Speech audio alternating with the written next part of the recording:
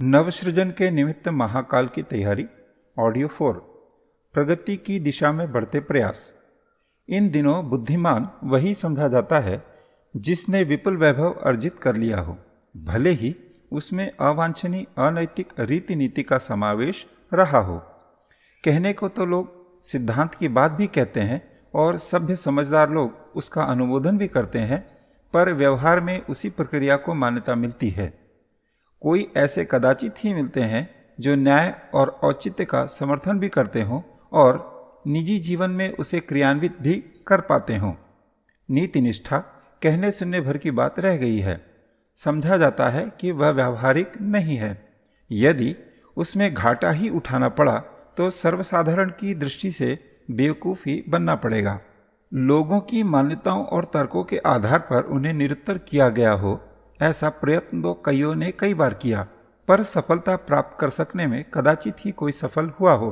इर्द गिर्द बिखरे उदाहरणों की इतनी भरमार नजर आती है कि जमी हुई मान्यताओं को बदलना एकदम असंभव तो नहीं, पर कठिन अवश्य प्रतीत होता है। जब प्रत्यक्ष उदाहरणों में एक ही बात दिख पड़ती है कि प्रचलित मान्यताओं को बरतने वाले एक प्रकार के नफे में रहते हैं, तब यह बात तो गले ही नहीं उतरती कि सिद्धांतों को व्यवहार में भी उतारा जा सकता है।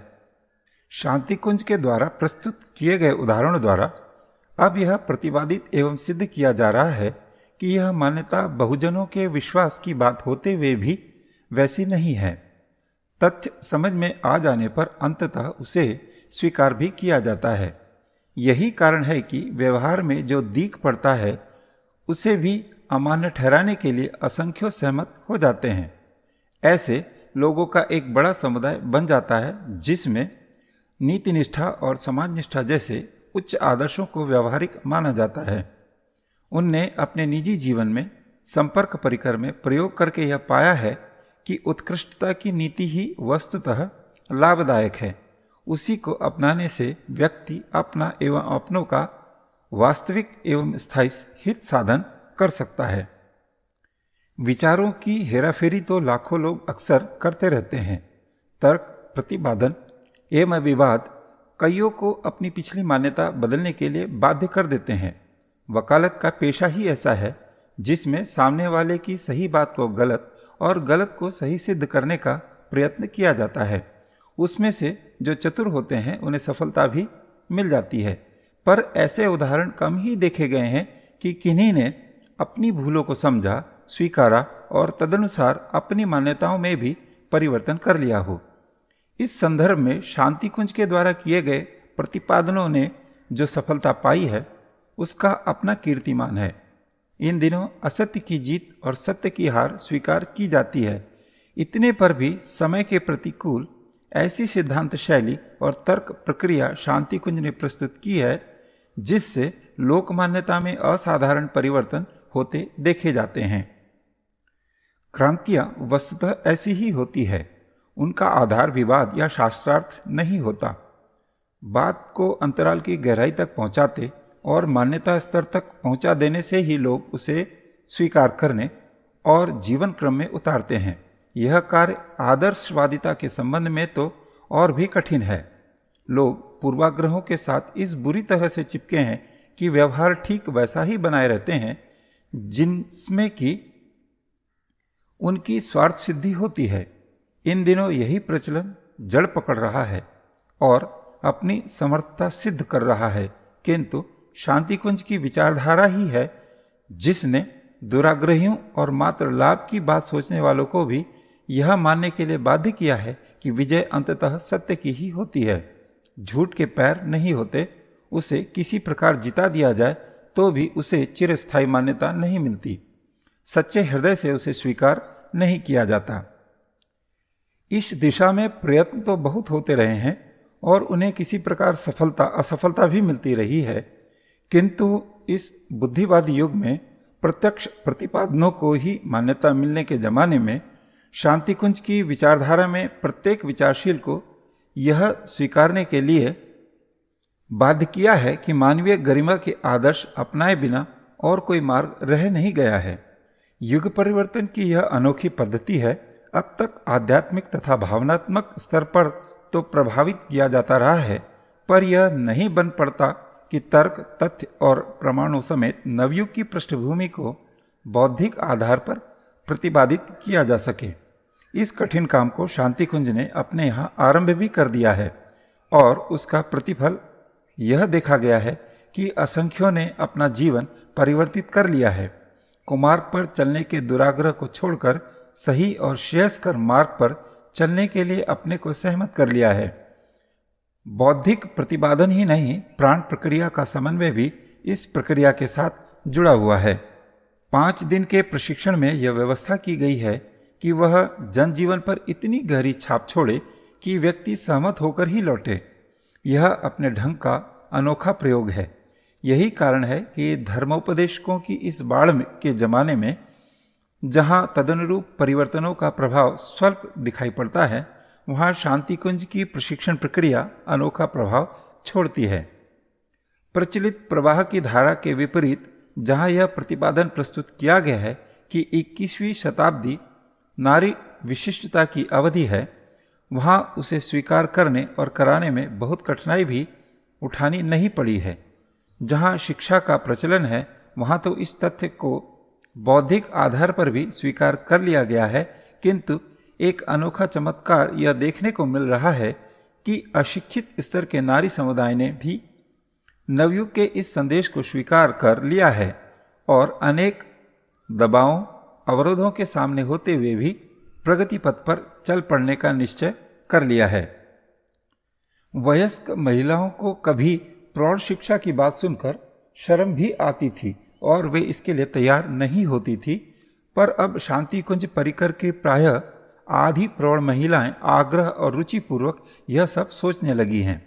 शिक्षण का प्रबंध होने पर शिक्षकों की सहायता के फलस्वरूप अब उन्होंने अध्यापन का काम भी संभालना आरंभ कर दिया है। घूंघट व पर्दे का रिवाज तो अब इस प्रकार छूटता जा रहा है जैसे वह पहले कभी रहा ही न हो। नारी प्रगति की एक हवा चल पड़ी है, जहां दुस्साहसपूर्ण बड़े प्रयास और आग्रह भी सफल नहीं होते थे। इस सब को देखते हुए लगता है कि इस प्रयास के पीछे कोई अदृश्य शक्ति काम कर रही है और उस लक्ष्य की ओर ले जा रही है जहां नर और नारी दोनों एक स्तर तक पहुंच कर रहेंगे। प्रस्तुत समस्याएं सुलझने ही जा रही है। कोई समय था जब घर घर में अंधविश्वासों की भरमार थी।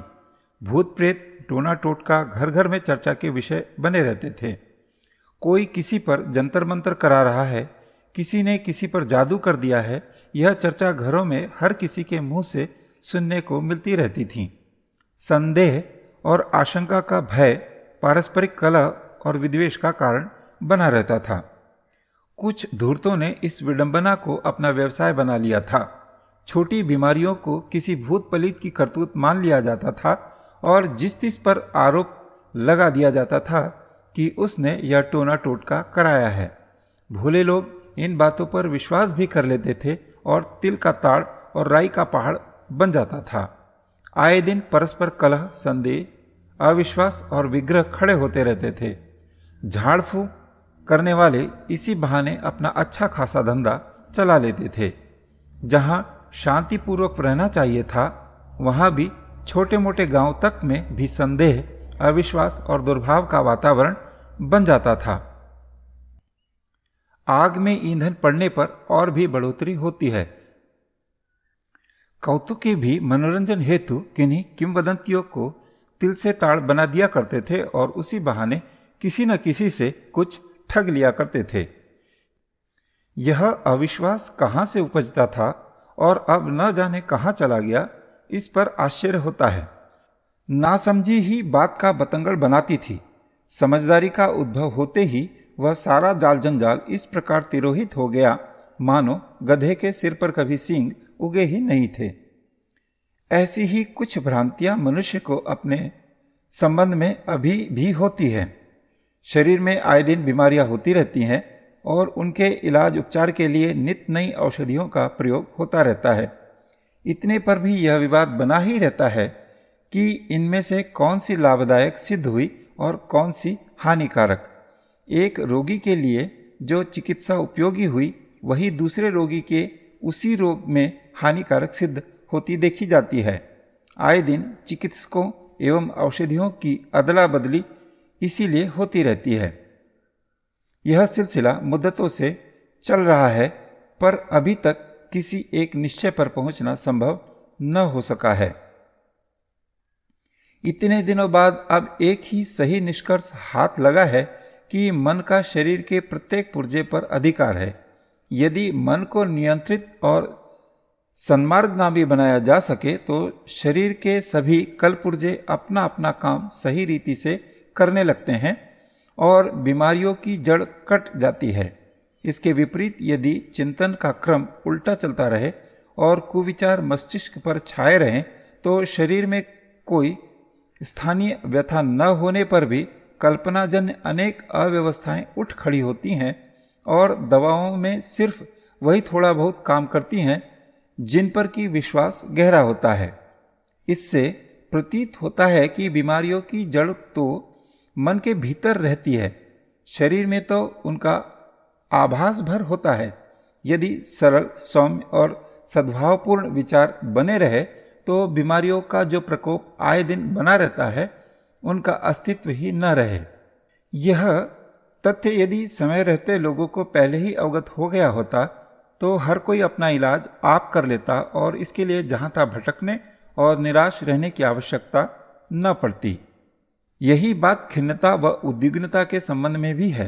लोग प्रतिकूल परिस्थितियों को चिंताओं, आशंकाओं और प्रतिकूलताओं का कारण मानते हैं, पर यह भूल जाते हैं कि उन्हीं परिस्थितियों में तथा उतने ही साधनों में अनेक लोग प्रसन्न रहते और संतोषपूर्वक जीवन यापन करते हैं। प्रतिकूलताएं अनुभव करने में चित्त की प्रवृत्तियां ही प्रधान भूमिका निभाती है। परिस्थितियों को बदलने के लिए भागदौड़ करने की अपेक्षा यदि मन के बेतुकेपन की रीति नीति को ही सुधार लिया गया होता तो हर स्थिति को अपने अनुकूल बना लेने में कोई बड़ी कठिनाई न पड़ती। अपनी गलती को दूसरों के सिर इसीलिए मढ़ा जाता है। यदि कुटेव अभ्यास में न घुस पड़ी होती तो सरलता और सजनता का सौम्य जीवन जीते हुए हर व्यक्ति अपनी वर्तमान परिस्थितियों को सुधार लेता। गलती सुधर जाने पर जो प्रतिकूलताएं चारों ओर घिरी दिखती हैं उनमें से एक भी घिरी न दिख पड़ती। इंद्रियों का दुरुपयोग कठिनाइयों का निमित्त कारण बनता है। यदि इस मोटे तथ्य को लोगों ने हृदयंगम कर लिया होता तो इच्छा आकांक्षाओं को पूरा करने की दौड़ धूप न करनी पड़ती। मात्र संयम साधना से ही अधिकांश समस्याएं सुलझ गई होती। यदि स्वादेंद्रिय पर काबू रखा जाता तो अनावश्यक व अभक्ष खाने की ललक न उठती और पेट के संतुलित बने रहने पर पाचन तंत्र में कोई व्यतिक्रम न खड़ा होता। कामुकता मानसिक विकार है। लोग इसे शारीरिक मांग या आवश्यकता मानते हैं, जो कि सही नहीं है। यदि इस मोटे सिद्धांत को समझ लिया जाए तो फिर कामुकताजन्य जो अनेक अनाचार दिख पड़ते हैं उनमें से एक भी कहीं दिख न पड़ता और नर नारी मिलजुल कर उन उपयोगी और महत्वपूर्ण कामों में लगे होते जिससे सुविधाओं की कमी न रहती और जिन अनौचित्यों का आए दिन सामना करना पड़ता है उनसे कोई भी किसी को हैरान परेशान न कर रहा होता। आँख, कान, नाक इंद्रियों में से जिन्हें क्रियाशील कहा जाता है, यदि उनके प्रयोग से पहले ही यह विचार कर लिया जाता कि अनौचित्य में क्या अंतर होता है और क्या अपनाने योग्य नहीं, तो मस्तिष्क द्वारा उल्टी दिशा अपनाने और उसके फलस्वरूप कोई भी अहितकर प्रयास करने के लिए कदम न बढ़ता।